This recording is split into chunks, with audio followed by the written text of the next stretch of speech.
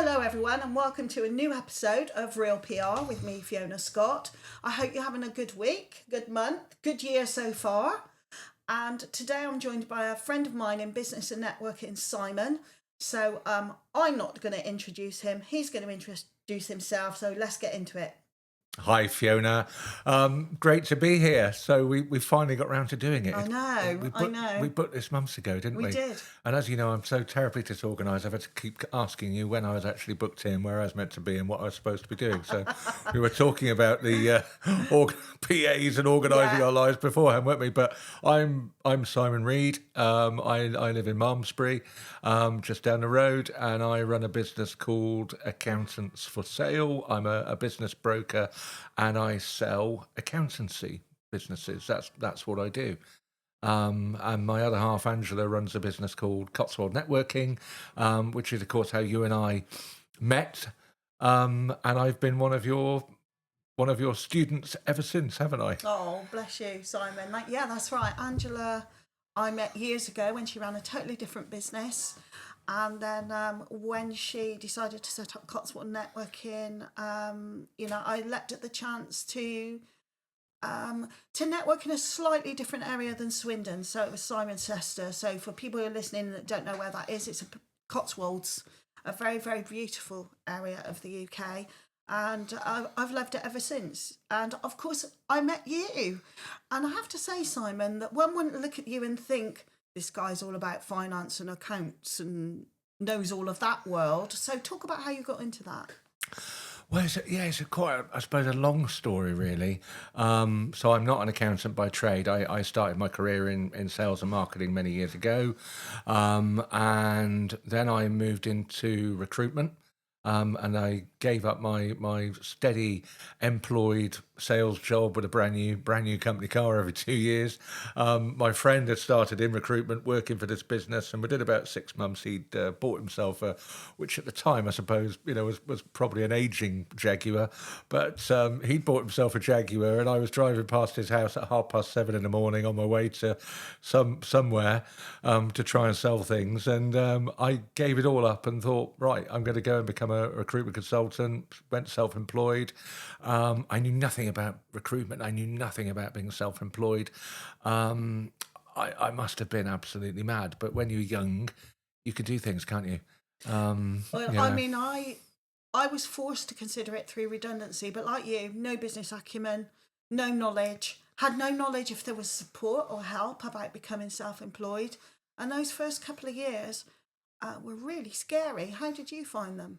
Well, fortunately, it worked out quite well, but it was really scary because I went so far out of my comfort zone, and we talk about it a lot all the time, don't we? You and I talk about it. We talk about it at networking.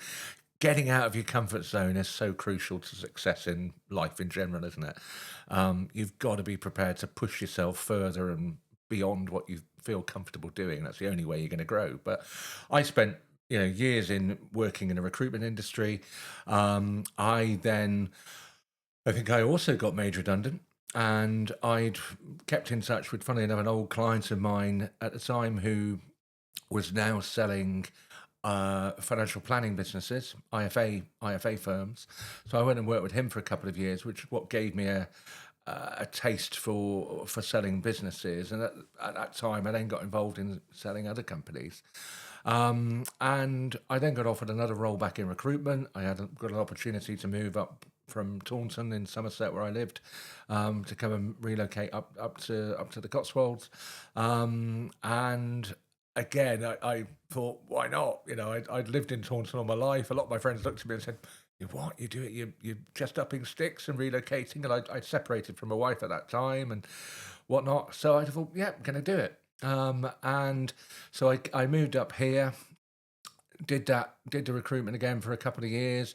Like a lot of things, COVID came along, a lot of change, redundancy beckoned again, and I carried on doing recruitment for a while, but I still had in the back of my mind, the business broking side because I really enjoyed it, and from the networking I was doing and the accountants that I was meeting on a regular basis, I realised do you know what? This is an opportunity here. I think I'm just going to go for it.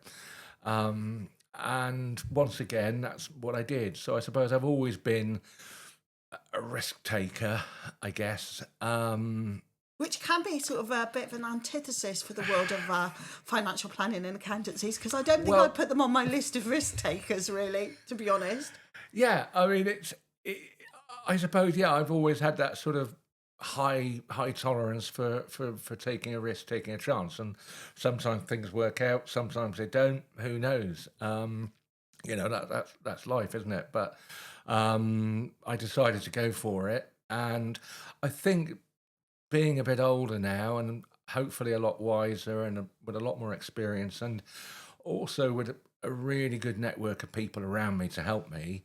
Yeah, it's worked out. It's worked out really well. Having a supportive partner that's been able to help me in some of the areas that I'm not good at, around, you know, just things like websites, social media, all the stuff that you've got to be so good at these days in business, haven't you? From a marketing Mm, perspective, mm. um, it's all about marketing, and so I've built a brand, Accountants for Sale, over the last couple of years, and I know I always say it often to you, but it was, when I listened to you, you gave a presentation, and you were talking about how to engage with journalists and the value of PR, and that struck a chord with me. And I went home and thought, okay, who can I identify in a world of accountancy journalism? And I picked up on two or three different people, managed to connect to them on LinkedIn, managed to sort of reach out and get some dialogue going. And then subsequently, I've continued to had probably half a dozen articles that I've had published now on the subject of accountancy, selling your business, private equity and accounting, etc. So, um, but yeah, it's very difficult these days, isn't it? You've got so many balls you've got to juggle, Yeah. Yeah, and so many things you've got to do. you've got to be a you've got to be a jack of all sorts of different elements, haven't you, in Yeah, business? I'm going to go back to PR. The purest definition of PR is public relations, and one thing that you do and I do a lot too, before we even get to the media outreach bit, is networking. yeah. So tell me about, if you can remember, when you started networking for your own business and what the value has been. Oh, sorry. So it's an interesting one because I was a member of BNI in Taunton for a couple of years, probably 25 years ago. At the time, I'd got involved briefly in a wine business. And so I went along to BNI, met people there, some of whom I'm still in contact with today. And ironically, I actually got approached by somebody the other week, an accountant looking to sell his business. And I thought, I know that name. That name Mm. rings a bell. And we had a conversation and we realized that we've met each other 25 years ago at networking. So I did BNI, and then I didn't do any for about 20 odd years. Didn't go networking. And it wasn't until Angela started Cotswold Networking 4 years ago, with the Malmesbury Group, and yeah, it just went from there. So I've probably done something like 6, 7 events a month now, plus curry clubs and everything else. So I do an awful lot of networking. Because of the people I met at Cotswold Networking, I subsequently got involved in For Business, which is Is that the golf one? yeah, Yeah, yeah, for yeah, yeah. FORE. So For Business, golf networking, so golf with networking. And I met another load of people. Um, and it's interesting what you were saying about networking outside of Swindon for you.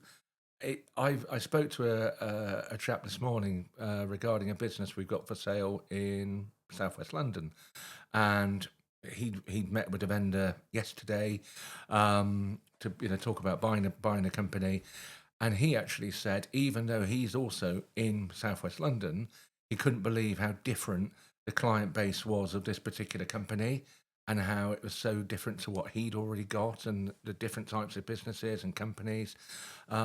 And it just goes to show that there's a whole world out there, isn't there, that we know nothing about, and there's always people that you yet to meet. I Um, just think with networking, practically from PR point of view, I can train anyone to do it, and we'll talk about that and with yourself. But when you've got a retained client, it's very difficult for me to have, say, an accountant in Swindon and then another accountant in Swindon. It doesn't really work because the level of trust and the intimacy in which you need to know how a business is operating doesn't work. So for me, there's a practical need to get out into different areas, but also that need of wanting to meet more people, of wanting to find out what different areas are like, of being excited by the way different business owners work. And my attitude with any kind of networking is not who can I sell to in the room, it's who am I going to meet today. Yeah, exactly that. And that's the one thing I've discovered. And interestingly, I mean, everybody I meet typically has probably got an accountant or a bookkeeper. Yeah. And on the face of it, I should be inundated with people saying, "Oh, my accountant's retiring and wants to sell the business." But I spend most of my time coming back from networking events, hooking other people up with different people that I know and making introductions and helping people. And I think there's a lot more value in helping other people. And likewise, then, of course, they're far more inclined to want to help you. But I think, as you've said before, it can be a very slow burn, can't it? And you never know with networking. People they go once or twice, and they think, "Oh, this hasn't really worked for me. I've not got any business from it." But often it can take. I just think it's not sales. Exactly. Sales, this is visibility. It's educating people what you do. The sales bit comes when someone actually picks up the phone to you or emails you with a direct question or something like that. That's where the sales bit comes. You have to do that other donkey work. Otherwise, you wouldn't be working with someone you met 25 years ago who can remember what you did or has followed you and understands how your life has evolved and this is what you're doing now.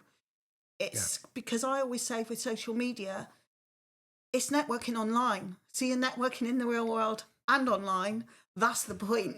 That's the thing, isn't it? And I think also we do live in a world where, and I guess particularly post-COVID with lockdown and everything else, where people, and I think we're still struggling to get back to it to some extent, is that sort of world of face-to-face networking and meeting people, talking to people on a face-to-face basis. We do live in a social media, Instagram, Facebook world, which is obviously massively important, certainly to businesses in terms of their exposure and their branding and everything else. I mean, we've just had Black Friday, of course. We've all been inundated with Black Friday deals, offers, emails, but it's only a part of it. You can't beat face-to-face interpersonal contact, can you? No. Humans still need to speak to other humans. Absolutely. And I think now we've got the variety of choice. We can choose how we meet someone, and that makes the world a smaller and more connected place. But like you say, actually, generally, even when you take into account media outreach, meeting someone for the first time, even if that's a journalist, you will have a deeper connection than you will via email or through LinkedIn or something like. When you've actually met them in the real world, you connect more. You have more of an emotional connection. Of course, you and I are meeting a national journalist just before Christmas, so before this has gone out. And you will have that experience of meeting a national journalist, and I know that she will keep in contact with you because that's what she does every day, and she'll want to know more about you. And so anyway, thanks to you and Angela for going for it when I suggested it was a good thing to do. It's at the Houses of Parliament, by the way, folks. If you look back on our social media and find to see pictures of it. Well, yeah, I'm quite looking forward to that. So I can remember I went to the Houses of Parliament many, many years ago when I was a little boy with my father and sister. And my father decided it would be a great idea to go up into the public gallery. And I can actually remember there was a debate taking place about high winds on the Severn Bridge. And the speaker, I think, or the debate was Lady Baroness Chalker. I think she's dead now. Yeah. And she was debating with a Labour MP about what would happen in the event of 100-mile-an-hour winds, and I remember being very, very bored. But my father thought it was fascinating. And about 3 hours later, we eventually emerged into the darkness. So that was the last time I've been. But, Oh well, this promises to be a bit more interesting than hopefully that. there'll be some wine and mince pies, and this stuff will be a lot more entertaining. Yeah. So, but let's move on to now. You're not a retained client of mine, Simon. You're someone that I've trained and offered hints and tips to because we get on and we're in the same space. And you've heard me give a talk. What I've admired about you is though, I know 80% of people who listen to any talk I give will be interested at the time, walk away and do absolutely nothing with that information. But that wasn't you. So I've given a lot of talks. What do you remember that I said that made you think I need to take a bit of action here? oh, you're putting me on the spot I now. am, I could be aren't one I? of those Go on. 80%, couldn't I? But I know you're not. I tell you what specifically I do remember was you explained about how busy journalists typically are, and how the mistake so many people make is they make an assumption that they've got something that would be of interest to that journalist, rather than actually trying to understand what might be of interest, and what sort of things would they like to hear about. And that was exactly my approach with the journalists that I've got engagement with. Was look, this is what I do. This is the space that I'm in. What kind of things might you be interested in that I could maybe do some articles or give you some input commentary on. And funnily enough, it worked. And that's exactly what I got back was, thank you. These are the areas that I'm interested in. This is something that you could write an article on. And that was it. That was how I got going.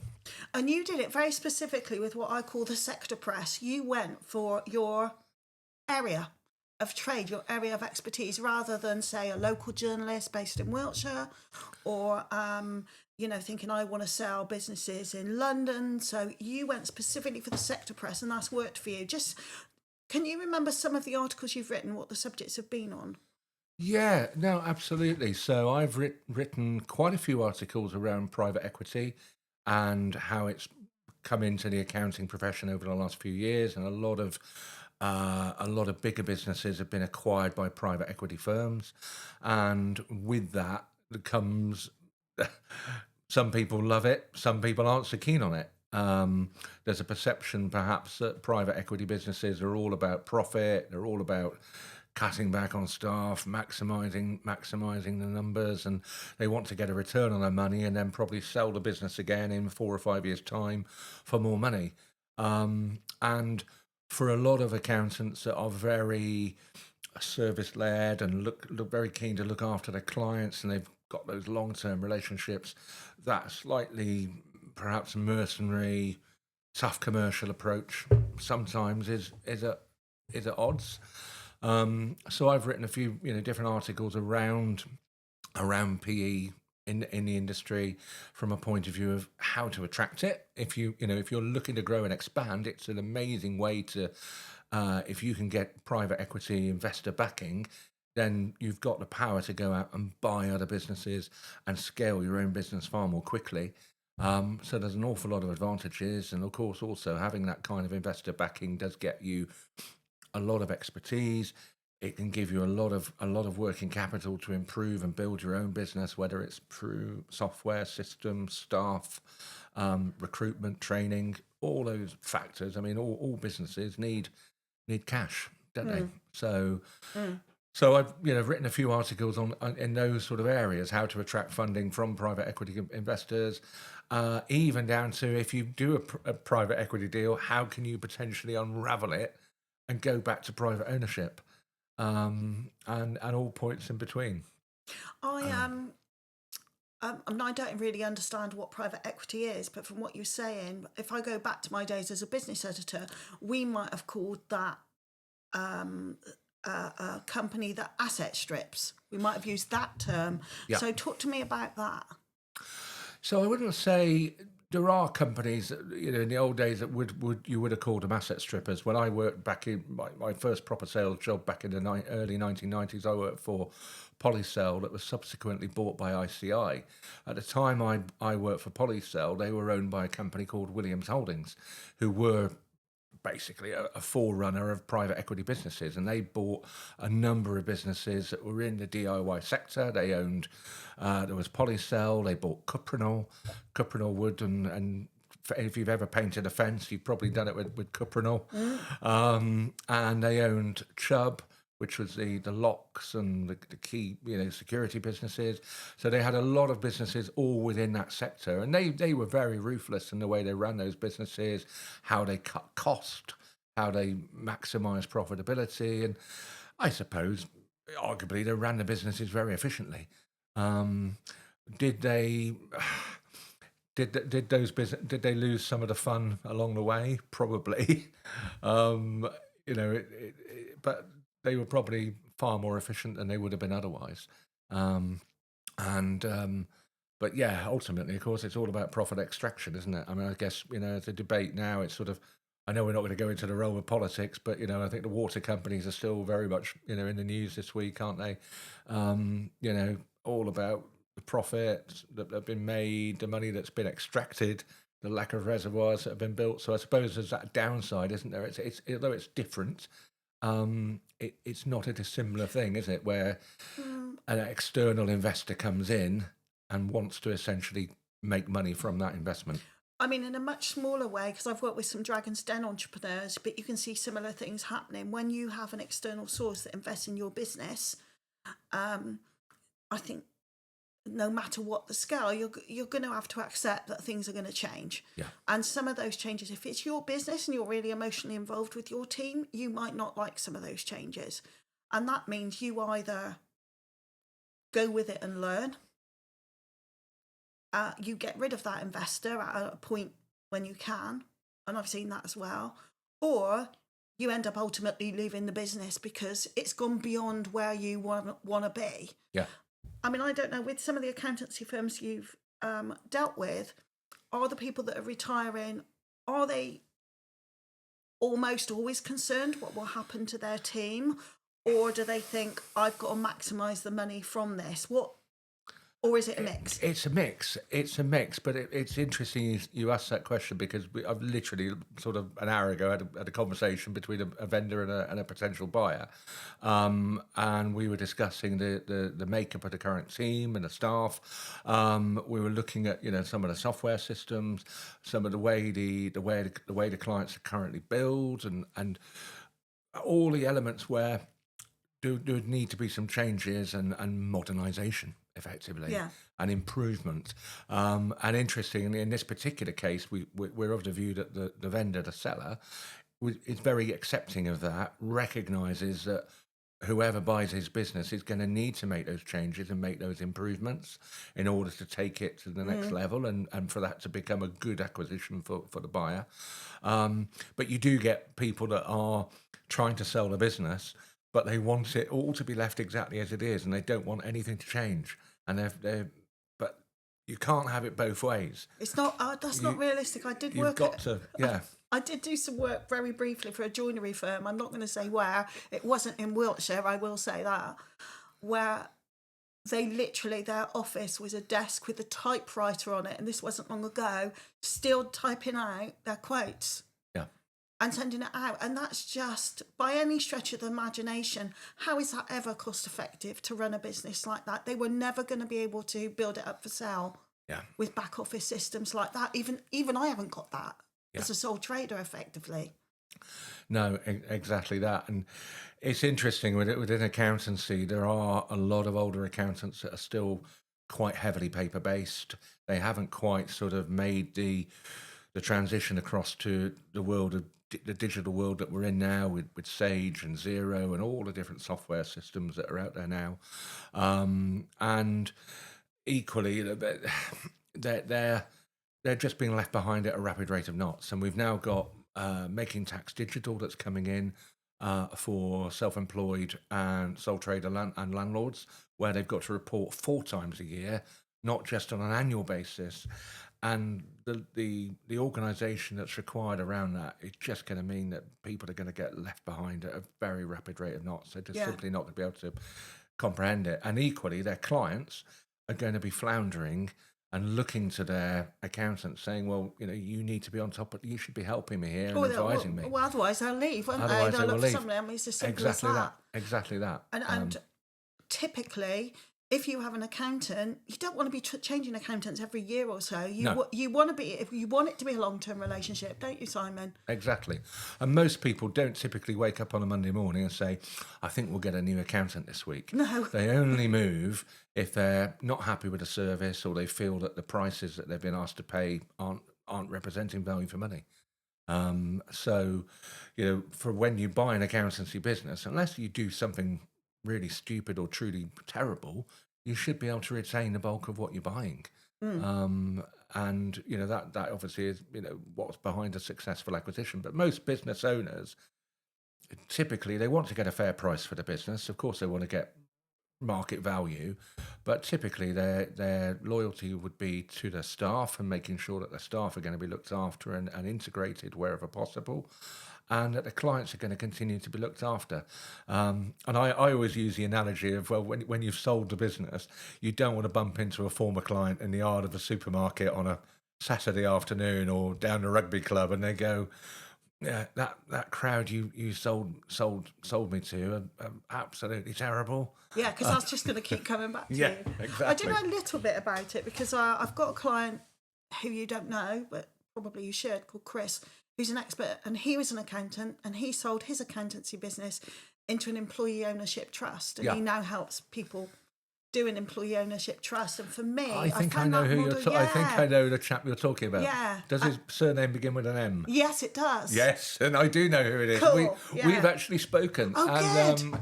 EOT, or Employee Ownership Trust, yeah, it's a really interesting area. And for some businesses, it can be a great way to transition and for the owner to be able to retire in a very tax efficient way. I think the rules have possibly just changed a little bit. I lately. think it changed a little bit in the 2025 budget. Yeah. But nevertheless, actually, because I'm in the lucky position of when it gets a business across the line, I'm usually writing a story about it for him. Yeah. And I found with those business owners, of course, they want to make as much money as they can fairly, but their priority is the staff or small team that they have nurtured over a period of time, and they don't want to just abandon them. And often they don't want to just day one I'm in the business and then the next day be gone. They tend, in my experience, to want to transition out more slowly, which has always felt for me quite a healthy way to exit a business, unless you've got a factor like you're ill or something like that. Yeah, and I mean, sadly, that does happen quite a lot. I do see quite a lot of accountants that will come to me and they've had cancer, they've had a stroke, they've had a heart attack, something's happened. They knew that at some point they kind of ought to really be thinking about doing it.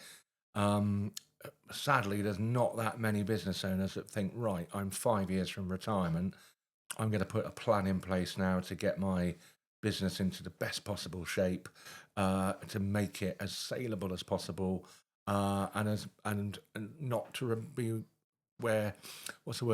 not to be reliant upon the owner. Yeah. And that's a big thing, isn't it, for so many businesses, that the owner, if you take the owner out, you take the heart, soul, and the engine out of the business, and you need to be able to step back, and the business will carry on running. Yes. Without you. Yeah. And I mean, if you talk to any decent business coach, exit strategy planning is better for everybody because you can, even I've thought of this, it means that you probably, if the business is healthy and you help someone take over from you or a group of people take over from you, you can continue to earn an income from the business. You can step away and have better life choices or different life choices. And the business and all that you've created continues. It will never be the same as when you ran it. Yeah. But it will evolve. It will, exactly that. And equally, there's a flip side on that. If you go back to your Dragon's Den bit, where I must admit, I've not watched Dragon's Den for a long time. I watch it a lot. But I used to watch it all the time. And one of the things that used to often come up where, business owners were looking for investment, that the dragons would quite often be heard saying, look, I'm investing in your business. I'm not coming to work in your business. And they didn't sometimes confuse the two things. And of course, if you want that level of expertise, and that is the owner, isn't it? and that's the thing. I try to not explaining it very well, but you understand what I'm saying. Yeah. If you take out, you've got to be able to have it. If you want a business that you can sell, it's got to be able to function without you, Yeah. really. Although some businesses, of course, the owner can come in and continue. If you sold a window cleaning business, someone else can come along and carry on cleaning windows.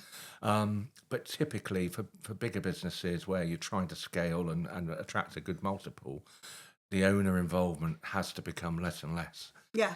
And you find even with a couple of high net worth individuals I work with who invest in businesses, that's a key thing for them is where is that owner going to be in a year's time, 3 years' time, 5 years' time? Are they going to be part of the business? Are they not? And then even then things can change when you're actually in the thick of it. Yeah.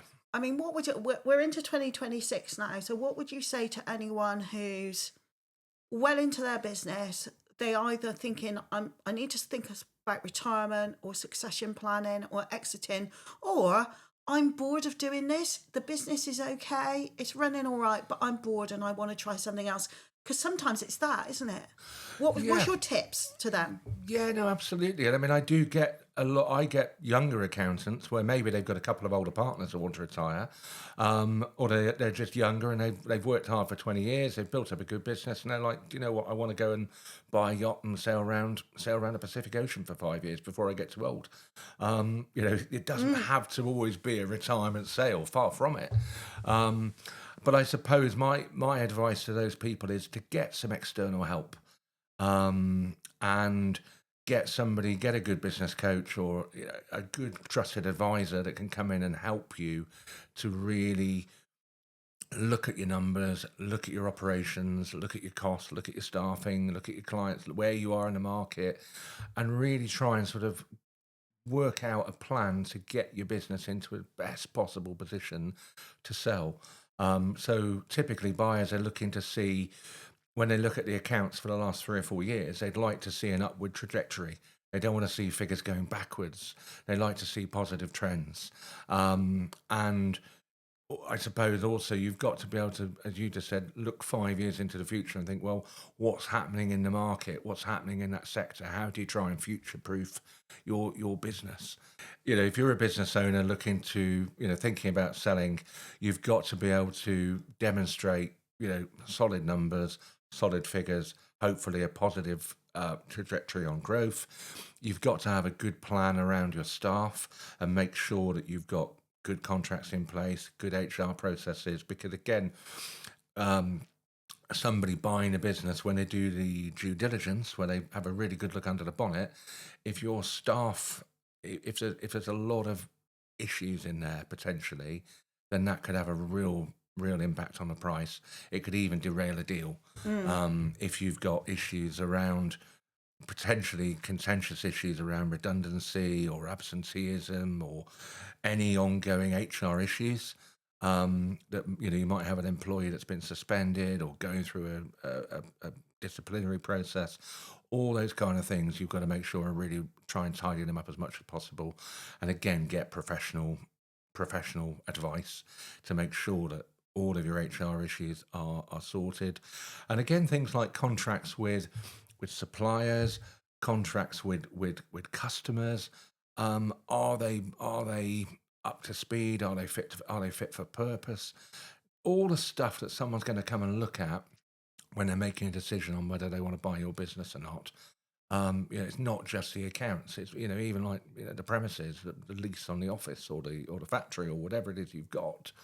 What does that look like? Is that potentially a headache for somebody? Is it a liability that someone's not going to want? Yeah.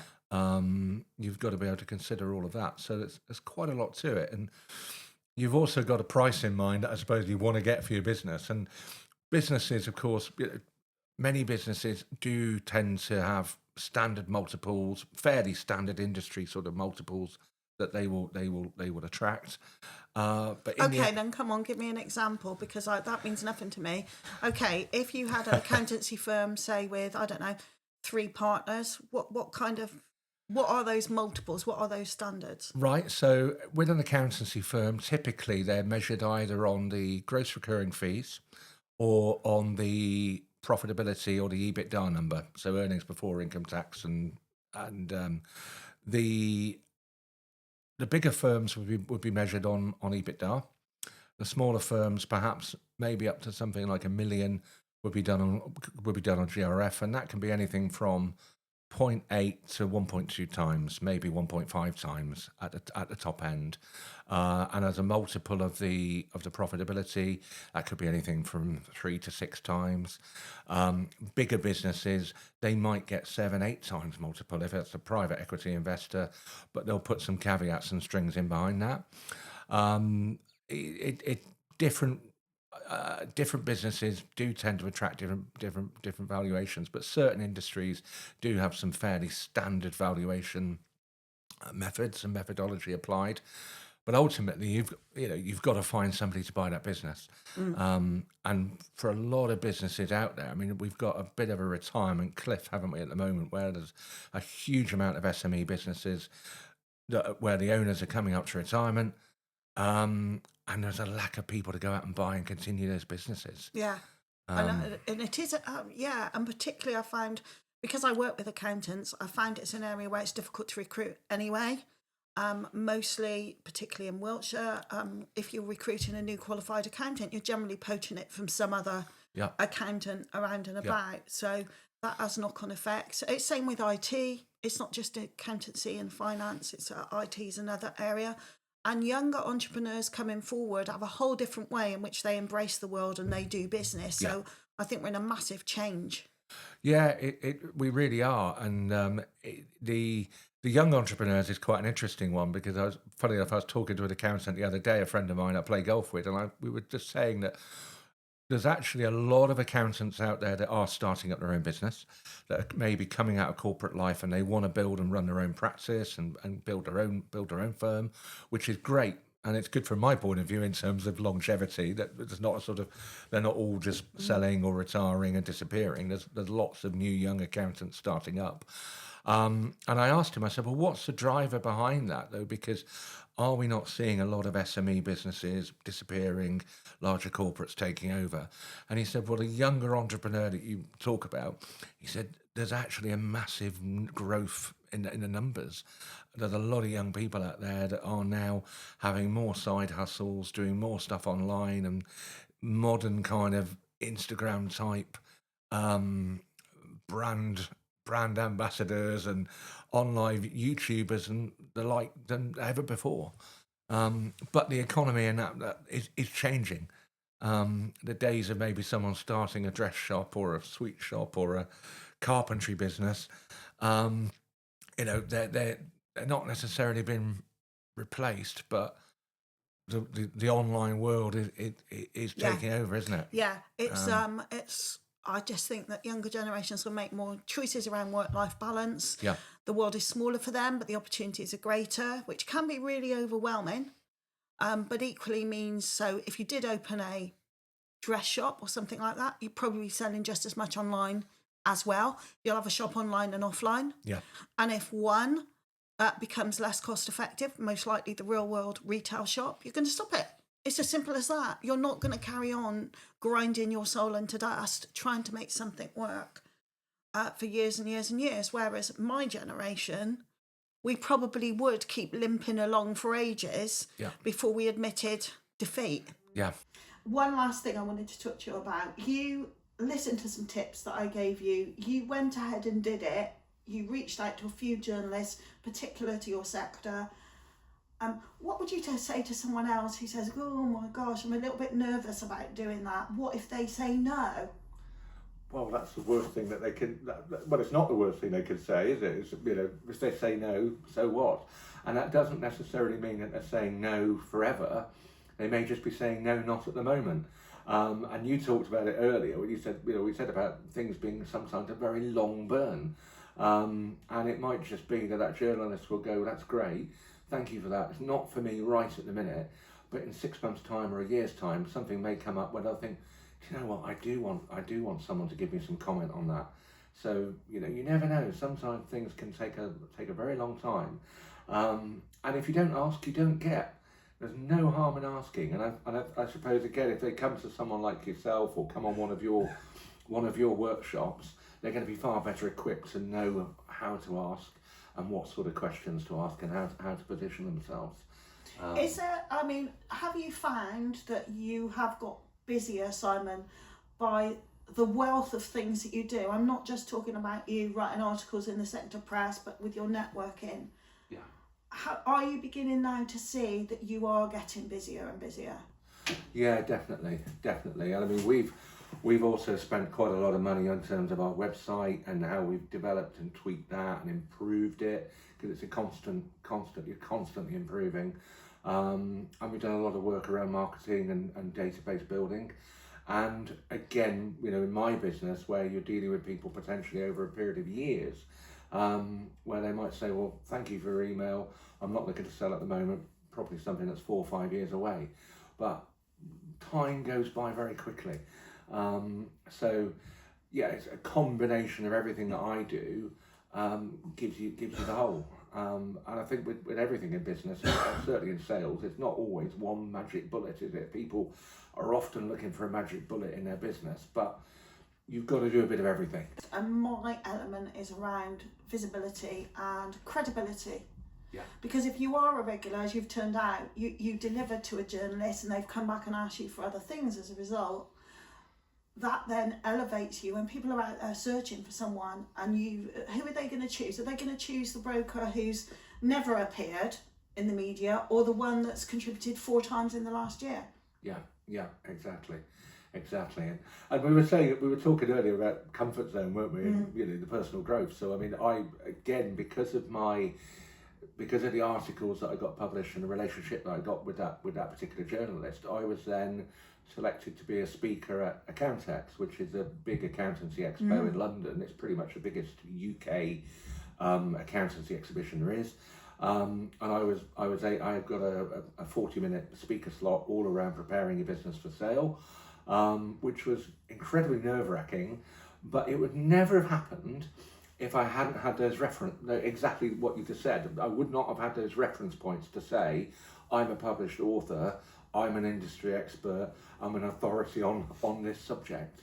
And they were able to go to my website, they were able to go to those articles and think, right, okay, yeah, this guy's credible. And it's validating you when you're not in the room, Simon. Yeah. Isn't it? It's validating you when you're asleep. Yeah. 24/7. Yeah. And I think that it's about a commitment to the process of that. So, Simon, it's great to talk to you. Before we finish, how can people find you? So people can find me at, our website is www.accountantsforsale.co.uk. That's accountants and FOR for sale.co.uk, or email me info@accountantsforsale.co.uk. I really hope you enjoyed that. It was a really, really good episode. Simon and I really could chat all day, but neither of us got time. As you can tell, we're both really busy people. Hope you've enjoyed today's episode, and speak to you again soon.